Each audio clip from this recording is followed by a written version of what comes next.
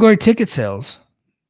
WrestleTix is reporting that they're up to 4,500 tickets out for Bound for Glory, where they set up a 5,290. So, and that was they got 772 left on the table. I think they're going to increase the capacity. I'm pretty sure they'll be increasing it throughout the week. That's kind of what they've been doing. That is their MO. And I get the feeling that they'll be over 6,000 at some point.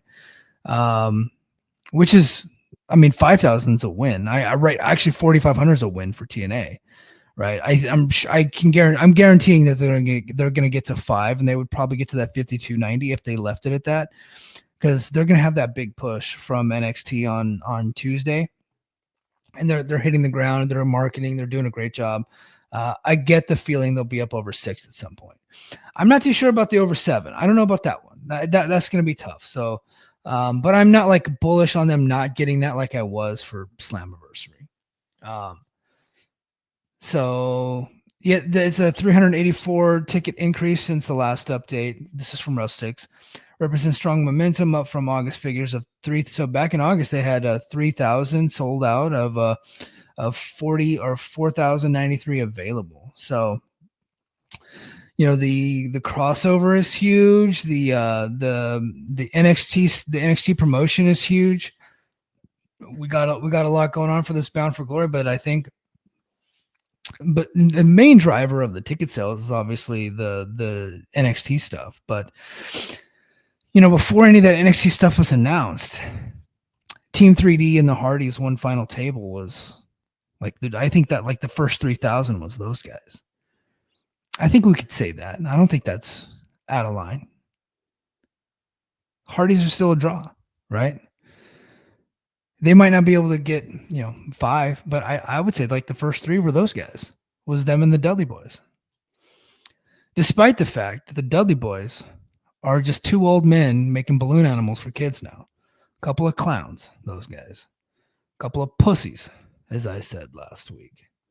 Which I am now blocked by Bully Ray. Thank you, Godella, for tagging Bully Ray on my post where I called the Dudley Boys pussies, which was me talking about their characters and not the actual people, but the actual people are now mad at old me because I got snitched on by my friend. Goddamn. Godella. In other news, hold on. Let me get to the chat. Okay. So, they did not announce the Inspiration Tag Title match, but they haven't yet. Maybe next week, so we'll see. Dobby says, I think the Nemes Cardona Honky Tonk Man or Hometown Man will end up being a story told in the Gauntlet. Okay, I can see that. Yeah, because they need names in that Gauntlet. That does make sense because there's already like a lot of matches, so they need people in that Gauntlet. All right, Dobby. Dobby, can you do me a favor? So Dobby's saying they're going to outdraw Wrestle Dream. That's less than a week later. Wrestle Dream's in St. Louis, so a little bit different, but it's a week apart. Different cities. One's in Lowell, which is a smaller city actually than St. Louis. Boston's a bigger city than St. Louis. It's a suburb of Boston. I get it. It's like 45 minutes away. Hour, if you're in Russia. Actually, I think when I flew in last year, actually it was 2 years ago when I flew into Boston. I think it took me almost 2 hours to get to Lowell, but traffic was like dog shit. But yes, so the TNA's October pay-per-view will have sold more than AEW's October pay-per-view. You guys can use that information however you like, but that will happen. The funny thing is, too, the TNA pay-per-views are consistently selling more ticks than NXT PLEs do. That is a fact. That is a 100% fact. It is weird, like this TNA resurgence. I think TNA just has a really good ground game right now as far as their marketing goes. They're putting a lot of effort into it. Let's see. That's the strangest part. It helps it, but it also outdraws the actual NXT events. That's true. I think that is a great point. Wrestle Dream currently under 4K, and Wrestle Dream's only set up for a little over 4K. So they're not even trying to compete with Bound for Glory. St. Louis kind of a weak wrestling town, but the people that go are like usually really into it. So I think that's the draw to go to St. Louis. Terrence Sullivan in the house. What's up, my friend? How are you, sir?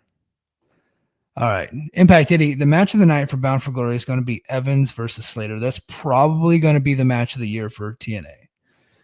And I think we just saw a match of the year candidate between Myron Reed and Leon Slater, but I get the feeling this one will surpass it. I think the heat will be off the charts. Javon Evans is a very popular character. He has been on SmackDown lately. He wrestled Sami Zayn last week. I think he's going to be on SmackDown tonight. I did see that he was backstage. I don't know if he's actually going to appear, but he has been on. All right, let's get to some more news, and then I'm going to do a quick recap of the episode, and then we're going to call it a night, let everybody get back to their weekend. Tessa Blanchard has announced her return to CMLL. Okay. TNA star Tessa Blanchard revealed her return to CMLL during an appearance on Informa this week, confirming a match at Arena Mexico on October 10th. Blanchard's TNA contract allows for international bookings, enabling this comeback to the Mexican promotion where she has history. No opponent has been named yet, but the announcement has generated buzz, with CMLL teasing her as El Diamante, the undeniable diamond. I was not about to pronounce another word. The move expands Blanchard's global presence and her amid her TNA feuds, and she's got a big match with Jim Miller coming up. Okay, so she went to CMLL after, so she got she'd been shit canned by WWE at one point during the Mae Young Classic. She got shit canned by TNA after she went to Mexico and refused to bring the belt back.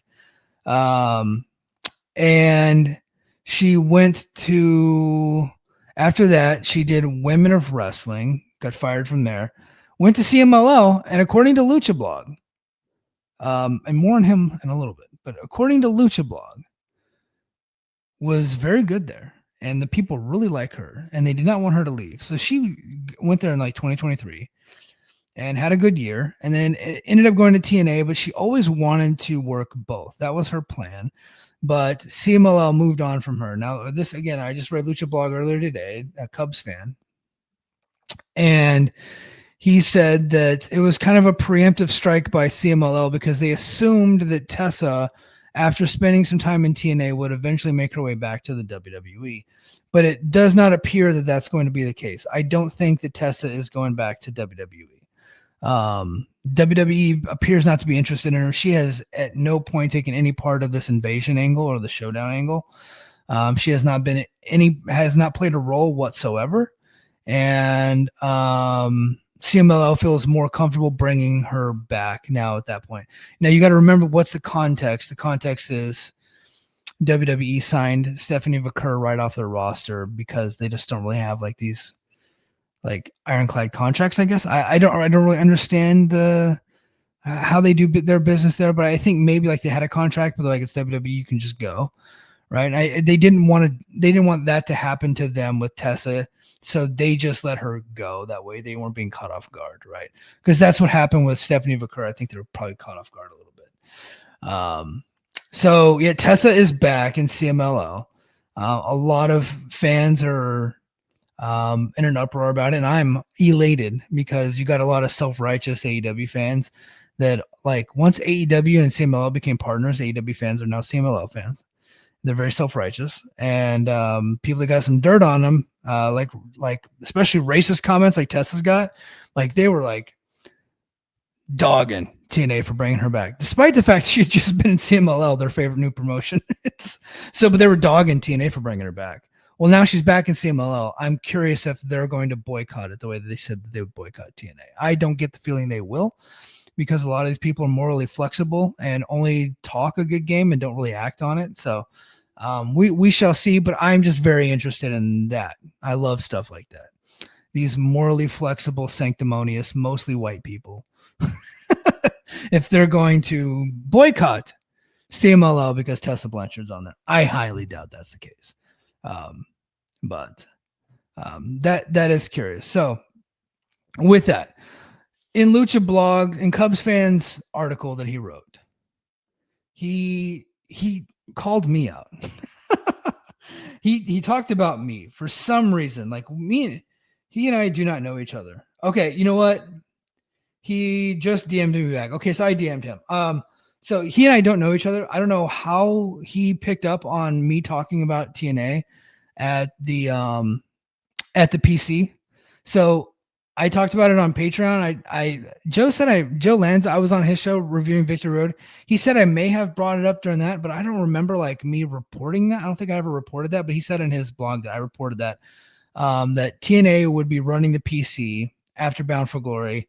And then he said in his like Mike Gilbert reported this, so that would be a good time for WWE to gauge whether or not their audience would be accepting of Tessa, which is a good point. I think that's a valid point. The problem is I just never reported that. So I sent him a DM earlier tonight, and he literally just got back to me. So I just checked it right now. So he's going to update that. So I'm no longer in his article.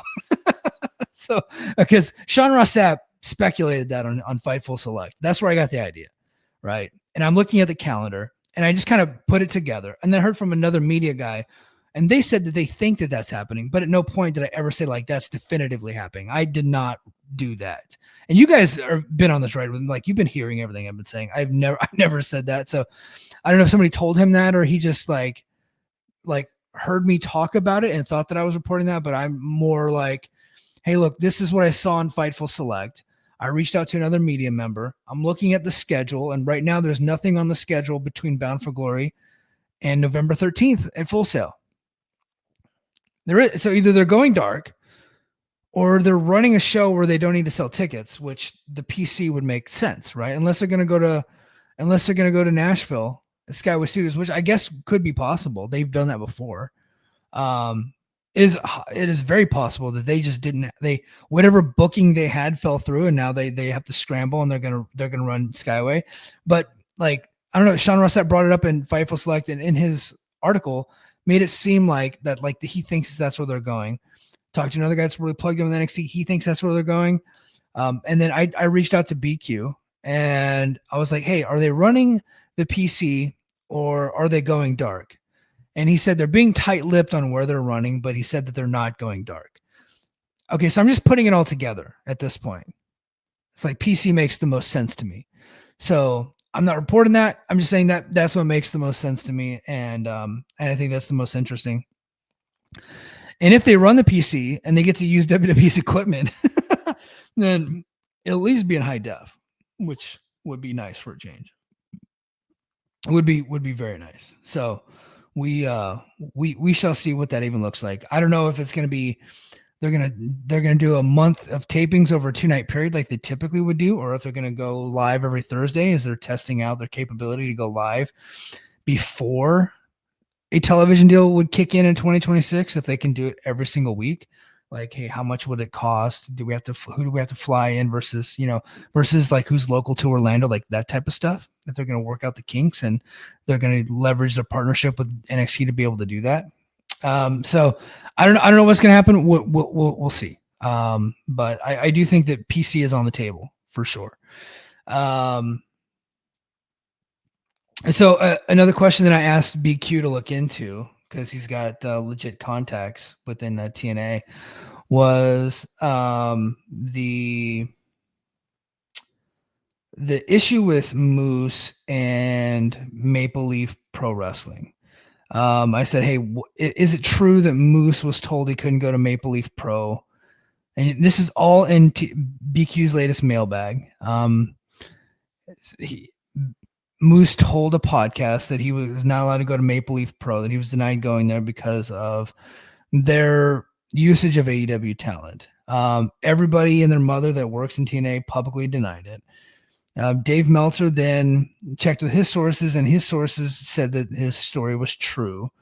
As usual, this truth is probably somewhere in the middle. We talked about it a couple weeks ago. I don't really want to get too much into it. I don't think it's that interesting of a story, but it's something that I did have him look into. And the people that he talks to would be in the know and would know this situation inside and out. And they definitively, and this is not Carlos Silva and Tommy Dreamer, like public faces. Like these are backstage people that are really plugged into what's going on in TNA. Like they work there, like, you know what I mean? Like they have some stroke and would know these issues. And they definitively told BQ that was not the case. And BQ even went so far as to say what he heard back was that that they don't know why Moose would say that, and maybe he thought that there's probably more of a scheduling conflict, but a lot of the wrestlers that are there now don't have a connection to Scott D'Amore. Scott D'Amore's been gone for a couple of years. There's been a lot of roster turnover, and there is still heat there between TNA and Scott D'Amore. And so it's very likely that a lot of people, they don't want to put heat on Scott. They don't want to put heat on TNA, so they put heat on AEW. Who knows? Like, that's me speculating. I don't know. But BQ is saying that like that was like 100% no. Nobody was ever told that. That is possible. It's also possible that people that told Dave Meltzer that they couldn't go because of AEW, that's what they thought. Like, they probably believed that, but they were never told that. Like, they just, like, for whatever reason they didn't get clearance to go to the show for whatever reason. And it could have been as simple as a scheduling issue. And they thought, well, it must be this because Harley Cameron's working the show, or it must be this because pick a name that works the show. Who's Cody's friend? What the fuck is his name? I can't remember. Like, he was the guy that wore the Sopranos outfits, and God, what's his name? Oh God, I'm gonna look like an idiot. Okay, that guy's name. Like, he's been with AEW forever, but very, like, he's like an enhancement guy, but he works a lot of Maple Leaf Pro shows. So it very well could have been that. So doesn't really matter on the grand scheme of things. But so that's all that was. So no big deal there. No big issue there. All right, guys, let's go ahead and get into this TNA Impact review. I got about 10 to 15 minutes left. Let me get to your chats before I do. QT Marshall, thank you. Very memorable guy, QT Marshall. My memory is shot. I'm so tired. Okay, Terrence Sullivan, what do you think the attendance for BFG? I say 6,000. I think 6,000 sounds good to me. Like, I always like shoot low. Lowered expectations has been my motto with TNA for the longest time. Lowered expectations. I think when you have lowered expectations with TNA, like, you're doing good. But I think 6,000 sounds like a good round number. Tactical Playmaker, out of topic, but should TNA land on CEW? Will it outdraw Collision? And will it be within touching distance of Dynamite? That is a good question. I do think that it would outdraw Collision. There are several episodes of Collision that are doing well under 300,000. I think that they've done under 200,000 before. It's a tough, especially during football season. Collision's on a tough night, Saturday night, going head to head with a lot of big football games, college football games. I know NFL does better ratings than college football, but college football is still a monster. And especially when you get two powerhouse college teams, and they're like the people in the major cities will still watch those. But the people in those outlying cities, those rural towns, right? Because there's a lot of these colleges are in rural cities, right? They're not in these, they're not in New York City. They're not in these major markets. They're in these smaller markets. They've just been embedded into the culture of America. And so you'll get these smaller towns like watching this shit. So, and a lot of rural small town America loves pro wrestling, and they have to choose, like, which one do I want to watch live? Which one do I want to watch on demand? And most of the time they're going to pick football if it's a game that interests them. And so Collision is always going to have that issue.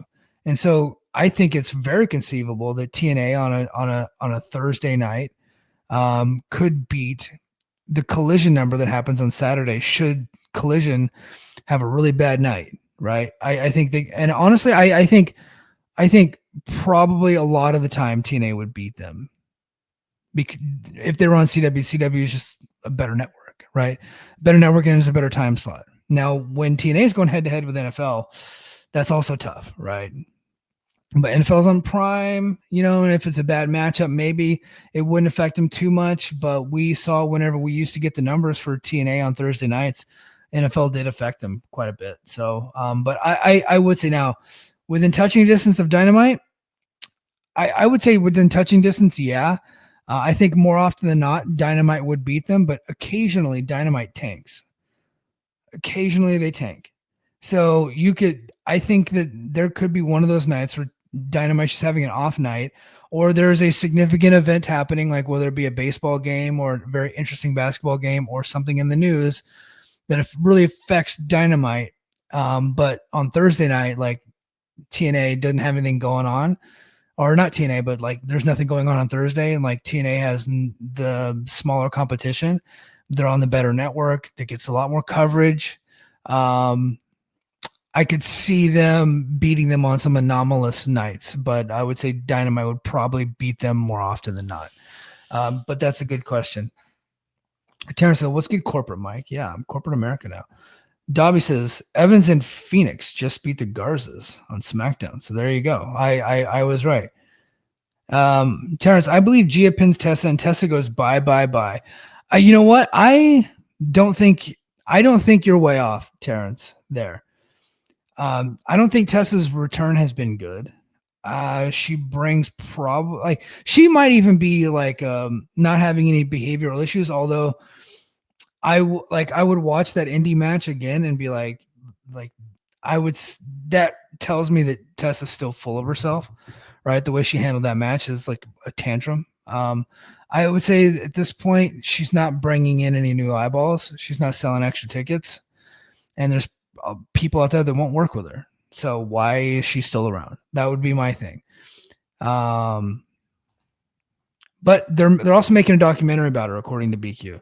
Oh, that was the other thing that I asked BQ. Okay, so I reached out to BQ and for his mailbag and said, "Hey, I heard that WWE would be taking some control over what happens backstage at TNA." That was a rumor that I heard. I wasn't reporting that. At no point did I ever report that. I just asked BQ to look into it. And BQ came back with an emphatic no. They're not taking over. And I really wanted him to look into more production side, because I was like, I'm just like reading the tea leaves. They're live on CW, maybe running the PC. Would WWE be taking control over production at some point? And he said, absolutely not. They're going to remain autonomous. I think Carlos Silva hammered that home this week too. He said, talking about the autonomy of the company and of the show. Okay, so that makes sense to me. And he did say that they're bringing in some new production people with high-level television experience. Unfortunately, we've all heard that before. We heard that when they went dark for a few months and they come back and they had yellow ropes and a new logo and a piss yellow filter still. So, but I do think that the show would just naturally look better if it's on a better network like a CW. The closer that TV show looks to NXT, I think the better, for sure. Tessa representing both brands, good for her. Yep. Ariel Schnerer brought Tessa in, and he is no longer in TNA. I have a feeling the current TNA manager don't see her as a top priority. I could be wrong, of course. I don't think you're wrong. Tessa, to her credit, has done an excellent job since returning. I think she had the match with Jordan Grace, was really good, but they botched the finish. I thought that she had a pretty good match with Masha Slamovich, but didn't have a ton of heat. And I think the she's a racist chance they haven't been able to get completely away from, and they hold her off from wrestling on live television because of it. Because people want to take over the show. So